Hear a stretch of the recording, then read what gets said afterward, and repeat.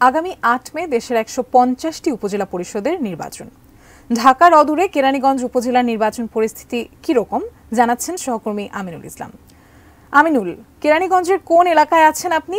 সেখানে নির্বাচন পরিস্থিতি সম্পর্কে আমাদের জানান।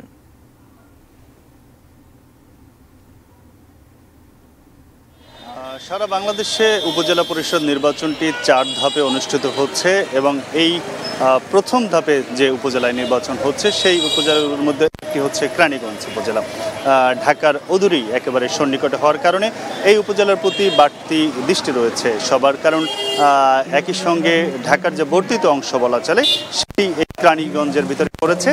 এখানকার নানা ব্যবসা বাণিজ্যের কারণে, শিল্প কারখানার কারণে এই উপজেলাটি একটি গুরুত্বপূর্ণ উপজেলা হিসেবে বিবেচিত হয়। এখানে যারা নির্বাচন করতে চান সে কারণে তাদের বাড়তি আগ্রহ রয়েছে। এখানকার যারা মানুষ রয়েছেন তাদেরও নির্বাচন নিয়ে বেশ উৎসাহ উদ্দীপনা আমরা দেখতে পেয়েছি। তবে নির্বাচনের ক্ষেত্রে উপজেলা পরিষদের এই উপজেলা পরিষদের ক্ষেত্রে যদি আমরা বলি, এখানে বেশ কয়েকটি রাজনৈতিক ফ্যাক্টর কাজ করছে। যেহেতু নির্বাচনে আওয়ামী লীগের শুধু প্রতিদ্বন্দ্বিতা করছেন, কিন্তু এবার দলের পক্ষ থেকে কোনো মার্কা দেওয়া হয়নি। নির্বাচনকে প্রতিদ্বন্দ্বিতাপূর্ণ করতেই তারা কাউকে মার্কা দেননি। তার ফলে যারা নির্বাচন করছেন আসলে তারা সবাই বলা চলে যে আওয়ামী লীগেরই নেতা।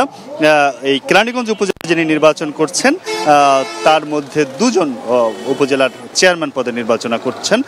দুজনের একজন যিনি বর্তমান চেয়ারম্যান ছিলেন, অর্থাৎ সদ্য সাবেক চেয়ারম্যান যিনি রয়েছেন তিনি, এবং আরও একজন আওয়ামী লীগ নেতা, এখানকার দক্ষিণ কেরানীগঞ্জ থানা আওয়ামী লীগের সভাপতি যিনি বর্তমান চেয়ারম্যান শাহিন আহমেদ, তিনি নির্বাচন করছেন।